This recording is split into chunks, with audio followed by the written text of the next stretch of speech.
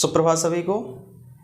बहुत दिनों के पश्चात आज हम एक नए विषय के साथ मुलाकात करते हैं और जो नया विषय है वो है मध्य प्रदेश के कला एवं संस्कृति। परीक्षा की दृष्टि से मध्य प्रदेश के कला एवं संस्कृति तथा मध्य प्रदेश की प्रमुख जनजातियां दो सबसे महत्वपूर्ण टॉपिक हैं।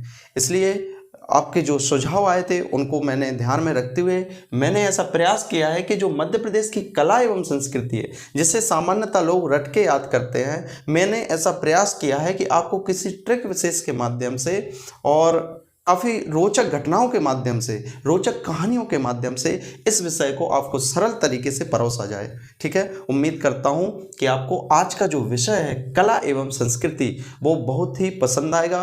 और मेरा ऐसा अनुमान है कि हाल ही में जितने भी एग्ज़ाम हुए हैं उनमें कला एवं संस्कृति से संबंधित 2 से 3 प्रश्न आवश्यक रूप से पूछे गए हैं। जो मध्य प्रदेश का पटवारी का एग्ज़ाम हो या आबकारी विभाग का एग्ज़ाम हो, दोनों में इनसे संबंधित सभी शिफ्ट में बहुत सारे क्वेश्चन आए हैं। इसलिए मैंने ऐसा प्रयास किया है कि कला एवं संस्कृति जो सबसे महत्वपूर्ण टॉपिक है एमपीपीएससी के हिसाब से और एमपी के सभी एग्ज़ाम के हिसाब से, तो इसको कंप्लीट करवाने का प्रयास करूँगा।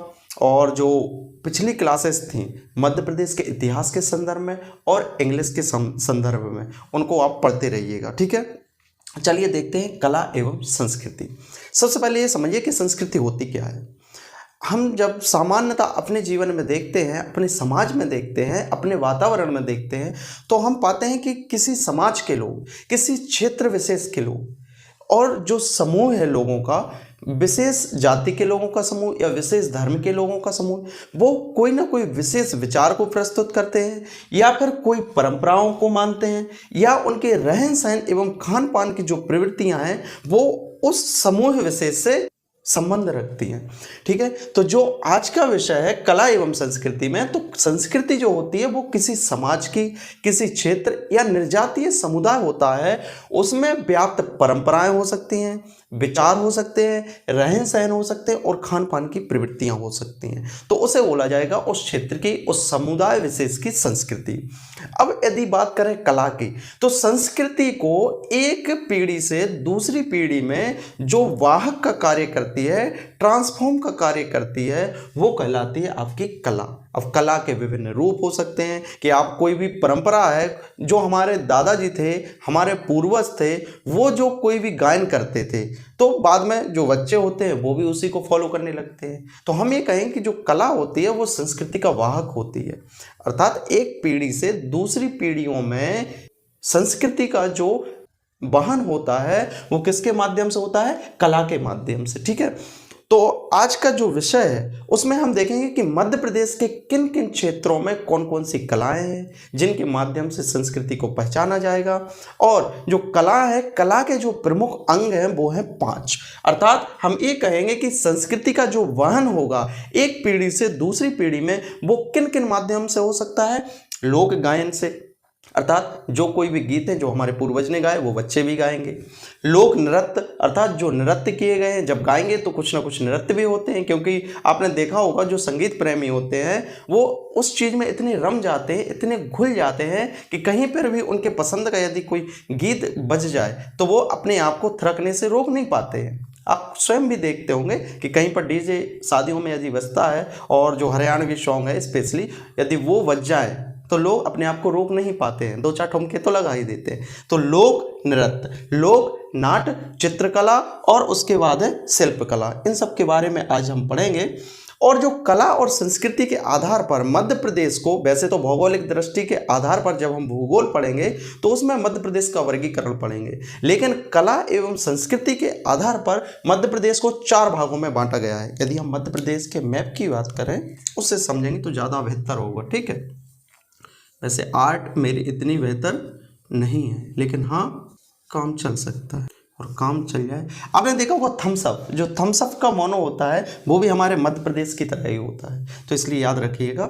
ठीक है, या फिर हम देखें कि कोई शेर पर सवार हो रहा है तो ये है शेर का मुंह है, इस टाइप से थोड़ा सा इमेजिन करेंगे तो मध्य प्रदेश का नक्शा हूबहू वैसा ही प्रतीत होता है जैसे थम्स अप का निशान होता है। ठीक है, तो कला और संस्कृति के आधार पर मध्य प्रदेश के क्षेत्रों का जो वर्गीकरण है, सबसे पहले है मालवा। मालवा अर्थात ए वाला क्षेत्र, ए वाला अर्थात इंदौर, धार, अलीराजपुर, उज्जैन, आगरमालवा, शाजापुर, नीमच, मंदसौर, ये वाले क्षेत्र हैं वो मालवा के क्षेत्र में आते हैं। ठीक है, और जो प्रमुख जिले आते हैं मालवा के अंतर्गत इंदौर, धार, उज्जैन और झाबुआ, अलीराजपुर। ठीक है, और आसपास के जो भी क्षेत्र होते हैं ये है मालवा का क्षेत्र। दूसरा निमाड़ी का क्षेत्र। निमाड़ किन किन जिलों को कहा जाता है? खंडवा, खरगोन, बड़वानी और बुरहानपुर, जहां पर कपास का उत्पादन अत्यधिक होता है। तो निमाड़ी अर्थात खंडवा, खरगोन, बड़वानी, बुरहानपुर, जो ए वाला क्षेत्र होता है इसे बोला जाता है निमाड़। ठीक है, उसके अलावा तीसरा है वो है बुंदेलखंड। बुंदेलखंड आप समझ ही गए होंगे, जो ए वाला क्षेत्र होता है, अर्थात सागर, दमोह, पन्ना, छतरपुर, टीकमगढ़, निवाड़ी, दतिया तक और ग्वालियर के कुछ क्षेत्र तक, जो आसपास के क्षेत्र हैं वो बुंदेलखंड के क्षेत्र में आते हैं। और जो बघेलखंड है, रीवा, सतना, सीधी, सिंगरौली, वो वाला क्षेत्र वो किस में आता है? बघेलखंड के क्षेत्र में। तो जो मध्य प्रदेश का कला एवं संस्कृति के आधार पर क्षेत्रों का वर्गीकरण किया गया है वो 4 भागों में किया गया है: मालवा, निमाड़ी, बुंदेलखंड और बघेलखंड। ठीक है, अब इनके बारे में बताना इसलिए आवश्यक था क्योंकि आप इससे अनुमान लगा सकते हैं कि कौन से क्षेत्रों में कौन कौन से कला या जो संस्कृति के वाहक हैं, लोक गायन के रूप में या लोक नाट्य या लोक नृत्य के रूप में कौन कौन से वहां पर प्रचलित हैं, उनके बारे में पढ़ेंगे। ठीक है, तो सबसे पहला है मालवा का क्षेत्र। तो हम देखेंगे कि जो लोक गायन है अर्थात कला एवं संस्कृति का जो सबसे पहला अंग है वो है लोक गायन। लोक गायन अर्थात संगीत के माध्यम से जो संस्कृति एक पीढ़ी से दूसरे में वहन हुई है उन्हें कहा जाएगा लोक गायन। तो हम देखेंगे कि कौन कौन से गीत किस किस क्षेत्रों में प्रचलित हैं। सबसे पहला है मालवा का क्षेत्र। अब देखिए इसमें एक ट्रिक बनाई गई है, सामान्यतः ट्रिक आप भी बना सकते हैं और ये बहुत महत्वपूर्ण भी है क्योंकि आप सामान्यतः याद रखेंगे तो नहीं याद होगा आपको। इसलिए मेरा ऐसा आपसे सुझाव है, ऐसा अनुरोध है कि इसको ट्रिक से याद करें। और ट्रिक भी काफ़ी सरल है क्योंकि उसमें जो लीडिंग वर्ड है वो है माल। माल से क्या हुआ? मालवा। जो ट्रिक है पहले उसको देखते हैं। ट्रिक ये कहती है कि माल भरा वर्षाती में, निर्गुड़ी हीर ले लो संजाति में। अब पहले इन शब्दों का अर्थ समझिए। माल का अर्थ हुआ मालवा, तो इससे अनुमान लगाइए कि मालवा वाले क्षेत्रों में जिन लोक गायनों का प्रचलन है उनके बारे में बात हो रही है। दूसरा भरा, भरा का अर्थ हुआ वरथरी। वर्षाती का अर्थ हुआ वर्षाती वार्ता। निर्गुड़ी, निर्गुड़ी हीर मतलब एक ऐसा हीर है, हीर और रांझा जिनकी प्रेम कहानियों की उपमा दी जाती है, हीर और रांझा की। कभी सुनाएंगे इनके बारे में कहानी भी, ठीक है, क्योंकि आप लोगों को प्रेम कहानियां सुनने में जो रुचि लगती है, मेरा ऐसा व्यक्तिगत अनुमान है क्योंकि आप उम्र के जिस पड़ाव से गुजर रहे हैं उसमें आपको प्रेम कहानियां बहुत पसंद आती हैं। और आपने जो निदा फाजली है उनकी कुछ पंक्तियां हैं, वो प्रेम के संबंध में ये कहती हैं कि उम्र के फितूर होते हैं जुदा जुदा, उम्र के फितूर होते हैं जुदा जुदा, पहले खिलौने, फिर माशुका, फिर रुतबा और फिर खुदा। ठीक है, चलिए यहाँ पर आते हैं। निर्गुड़ी हीर, निर्गुड़ी अर्थात जिसमें गुण नहीं है, और हीर अर्थात कोई हीर है जो निर्गुणी है। तो जो इंसान निर्गुणी हो, जिसमें कोई गुण ना हो या दुर्गुण हो, तो उसकी जो वैल्यू होती है वो होती है संजाति। संजाति का अर्थ होता है फ्री में या जिसका कोई मूल्य ना हो। ये शब्द जो है संजाति वो बुंदेलखंड में बहुत प्रचलित है। हम सामान्यतः बोलते हैं कि मुझे ये चीज़ चाहिए, तो जो देने वाला होता है वो यही बोलता है कि संजाति है का, मतलब फ्री में है का, सबको बांटवे के लाज धरी है का, इस टाइप से बोला जाता है। जो बुंदेलखंडी है उसमें इसी टाइप से बोला जाता है कि संजाति थोड़ी ना है, मतलब सबकी लाजें थोड़ी ना है, सार्वजनिक थोड़ी ना है। तो निर्गुणी हीर है उसको ले लो संजाति में, फ्री में, जिसमें गुण नहीं है, दुर्गुण है, उसे फ्री में ही ले लो। इस तरह से इसको कोडवर्ड में बनाया गया है। ठीक है, अब इसको समझिए। माल भरा वर्षाती में, माल अर्थात मालवा, भरा अर्थात वरथरी, वर्षाती अर्थात वर्षाती वार्ता। ठीक है, पहला हो गया वारथरी, दूसरा हो गया वर्षाती वार्ता। ठीक है, जो तीसरा है वो है निर्गुड़ी, तो निर्गुड़ी गायन। हीर से हुआ हीड़ गायन।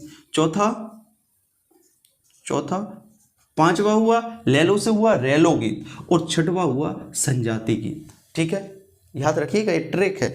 तो माल भरा वर्षाती में, निर्गुड़ी हीर लैलो संजाति में। ठीक है, अब इनके बारे में हम पृथक रूप से पढ़ेंगे।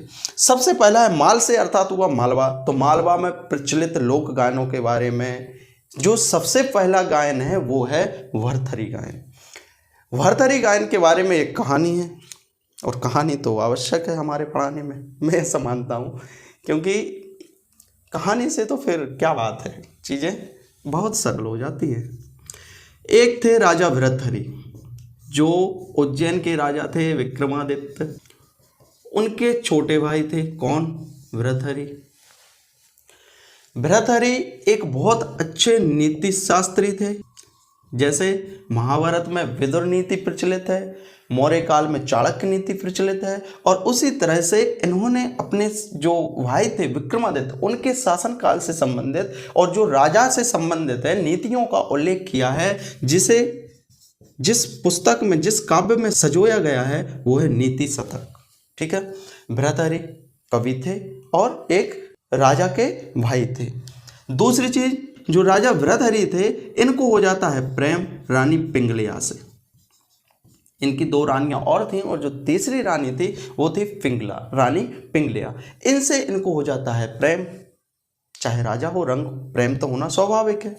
तो जो राजा भरथरी थे इनको रानी पिंगलिया से प्रेम होने के कारण एक और जो काव्य है वो लिखते हैं, वो है श्रृंगार शतक। याद रखिएगा, ये प्रश्न आ चुके हैं, नीति शतक, श्रृंगार शतक, और तीसरा है वैराग्य शतक। वैराग्य का अर्थ आप समझ ही गए होंगे। वैराग्य अर्थात सब चीज़ों को छोड़ना, त्याग करना।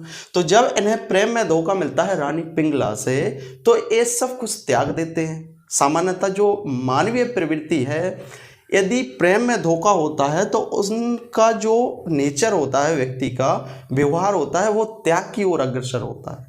तो इसलिए इन्होंने सब कुछ त्याग कर अपने गुरु, जिनका नाम था गोरखनाथ, गोरखनाथ की शरण ली, और फिर ये हो गए वैरागी। तो नीति शतक, नीतियों के बारे में, श्रृंगार शतक जिसमें इनके और रानी पिंगलिया के सौंदर्य का उल्लेख है, अर्थात इस श्रृंगार रस से भरपूर है। और इसमें जो पंक्तियां हैं श्रृंगार शतक में, वो राजा भरथरी कहते हैं, कवि भरथरी कहते हैं कि मैं कामदेव को नमन करता हूं, जो मुझ जैसा विराट पुरुष भी स्त्रियों के प्रति आकर्षित हो गया। और उन्होंने कहा कि स्त्रियों के जो गहने होते हैं उसमें भौहों की चंचलता, पहला गहना क्या बताया है स्त्रियों का? भौहों की चंचलता। दूसरा बताया है उनकी आंखों का तिरछापन, आंखों का तिरछापन। और जो तीसरी क्वालिटी बताई है स्त्रियों के गहने के रूप में, वो बताई है लज्जा में परिवर्तित होती उनकी हंसी, लज्जा में परिवर्तित होने वाली उनकी हंसी। तो भौहों की चंचलता, अर्थात आपने देखा होगा कि जो भौहें होती हैं, अरे आपने सब देखा है, ठीक है, मुझे क्या डिस्क्राइब करने की आवश्यकता है। तो स्त्रियों के जो गहने हैं, भौहों की चंचलता, दूसरा आंखों का तिरछापन, और जो तीसरी चीज़ है वो है लज्जा में परिवर्तित होने वाली हंसी। तो उन्होंने कहा है श्रृंगार शतक में कि इन गहनों को स्त्री समय समय पर अपने हथियार के रूप में, औजारों के रूप में, शस्त्रों के रूप में प्रयोग करती। ठीक है, तो जब ये धोखा खा गए थे प्रेम में, तो इन्होंने लिखा था वैराग्य शतक। फिर उसके बाद ये अनुयायी हो जाते हैं गुरु गोरखनाथ के, और गुरु गोरखनाथ उनसे संबंधित जो गोरखवाणी है उनका गायन किया, और मालवा के क्षेत्र में भरथरी गायन को बहुत ऊंचाइयों पर पहुंचाया। तो सबसे पहले देखेंगे जो भरथरी गायन है वो नाथ संप्रदाय के लोग, अर्थात गोरखनाथ या कबीर या मीरा, जो नाथपंथी लोग होते हैं, नाथ पंथ के लोग होते हैं, उनके द्वारा प्रातः काल अर्थात भोर में भरथरी कथा का गायन किया जाता है। भरथरी गायन में प्रातः काल, भरथरी, भोर, भोर अर्थात होता है प्रातः काल, थोड़ा कोड वर्ड को समझिए, भरथरी अर्थात भोर में गाया जाता होगा, नाथ समुदाय के लोगों द्वारा भरथरी गायन किया जाता होगा। और इसमें जिस वाद्य यंत्र का प्रयोग किया जाता है वो है चिकारा। चिकारा या अर्थात आपने देखा होगा कि इस तरीके से तमूरा टाइप का जो होता है, जो वर्तमान में गिटार का रूप हो सकता है या वेंजो होता है, उसी तरह से होता था चिकारा प्राचीन काल में। सितार, चिकारा और तबला पर भरथरी गायन को गाया जाता है। चिकारा, सितार, तबला पर नाथपंथी लोग गोरखवाणी अर्थात गुरु गोरखनाथ के जो भी दोहे हुए, उनसे संबंधित जो गायन हैं, पद्य हैं, उनको गाया जाता था। गोपीचंद कथा को गाया जाता है, कबीर और मीरा आदि के दोहों का भजन किया जाता है। ठीक है, तो भरथरी गायन है वो मालवा के क्षेत्र में प्रचलित है। ठीक है, ये प्रश्न बहुत बार आ चुका है कि भरथरी गायन किस क्षेत्र में प्रचलित है। इसमें जो क्वेश्चन आते हैं वो सामान्यतः ऐसे ही आते हैं कि ये वाला जो लोक गायन है वो किस क्षेत्र में प्रचलित है, सर्वाधिक रूप से यही आता है। ठीक है, बाकी ये जो चीज़ें हैं वो तो केवल याद करने के लिए, चीज़ों को कनेक्ट करने के लिए बताई गई हैं। ठीक है, दूसरा है वो है वर्षाती। नाम से ही पता चल रहा है, देखना, वरा अर्थात भोर में गाया जाने वाला। कौन गाता होगा? नाथपंथी समुदाय के लोग। बरसाती अर्थात बरसात में गाया जाने वाला। ठीक है, बरसात अर्थात ऋतु कथा गीत जो बरसात में गाए जाते हैं, और इसमें चंपू काव्य का गायन किया जाता है। चंपू काव्य समझिए पहले। चंपू काव्य अर्थात जिनमें पद्य और गद्य दोनों होते हैं। पद्य अर्थात जिन्हें, जो कविताएं होती हैं जिन्हें गाया जाता है, और गद्य अर्थात जिन्हें पढ़ा जाता है। तो पहले कुछ बोलेंगे, फिर उसके बाद थोड़ी सी स्टोरी सुनाई जाएगी, फिर उसके बाद गाया जाएगा। इस तरह से जो गायन किया जाता है वो कहलाते हैं चंपू काव्य। ठीक है, तो जो बरसाती है वो कहाँ पर प्रचलित है? मालवा के क्षेत्र में, बरसात की ऋतु में। तीसरा है निर्गुणी गायन। नाम से ही पता चल रहा है निर्गुणी। तो निर्गुणी गायन को नारदीय भजन भी कहा जाता है। जो भगवान नारद होते थे उनके द्वारा गाया जाता था, तो इसलिए इसको नारदीय भजन भी कहा जाता है, पहली चीज। दूसरी, इसमें कबीर के अध्यात्म की छाप होती है। मतलब जो भी गायन गाया जाता है निर्गुणी गायन, जैसे आपने एक वैसे सुना होगा कि कोयलिया बोली रे अमुआ की डार अपनों को नैया रे, विना राम रघुनंदन अपनों को नैया रे। वैसे ऐसे गा के बताया जाएगा ना तो फिर एक ही क्लास हो पाएगी, और कला और संस्कृति एक ही टॉपिक हो पाएगा। ठीक है, तो इस तरह से जो गायन होता था, जिसमें शरीर का क्षणभंगुर होना, शरीर का अंत होना, आत्मा को अमर मानना, शरीर का नश्वर होना, और परमात्मा और आत्मा का जो संबंध है उसके संबंध में जो गायन किया जाता है वो कहलाता है निर्गुणी गायन। इसमें नश्वर शरीर, आत्मा की अमरता व परमात्मा संबंधी गायन किया जाता है। इसके जो प्रमुख कलाकार हैं वो है प्रहलाद सिंह टिपनिया।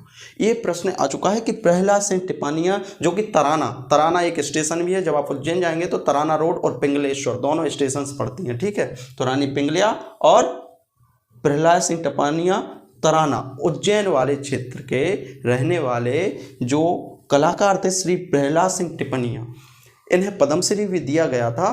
तो प्रहलाद सिंह टिपनिया निर्गुणी गायन के लिए प्रमुख प्रसिद्ध कलाकार हैं।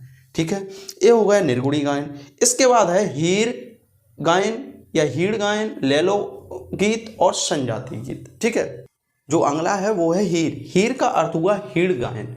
अब इसमें देखिए हीर से क्या बना?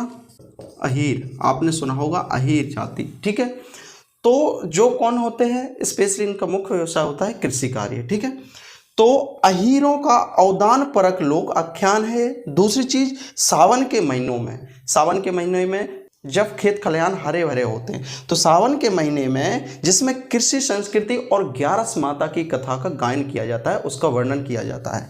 11 माता आपने सुनी होंगी, एकादशी का व्रत सुना होगा। एकादशी का व्रत होता है ना, सुना होगा, बहुत रखती हैं, गर्ल्स स्पेशली रखती हैं। ठीक है, एकादशी का व्रत, इसका साइंटिफिक फायदा भी है, महत्व है, और आध्यात्मिक महत्व तो है ही, क्योंकि जो एकादशी माता थी और भगवान विष्णु थे, तो ऐसा माना जाता है कि एक राजा थे, उनके पास 2 लड़कियां थीं। एक 11 माता की पूजा करती थी, दूसरी उससे ईर्ष्या करती थी। फिर उनका विवाह होता है, तो राजा होता है, जिस राजा से उसका विवाह होता है, तो छोटी वाली जो लड़की होती है जो किसका व्रत रखती है? 11 माता का। तो उस कारण से जो बड़ी बहन होती है वो उसको मारने का प्रयास करती है और उससे ईर्ष्या करती है, लेकिन जो 11 माता का व्रत रखने के कारण वो पुनर्जीवित हो जाती है। इस तरह से स्टोरी है। तो एकादशी व्रत जो हमारे हिंदू पुराणों में भी कहा गया है, और महिलाएं स्पेशली गांव में तो पता है कि रखती हैं एकादशी का व्रत, 11 माता का व्रत।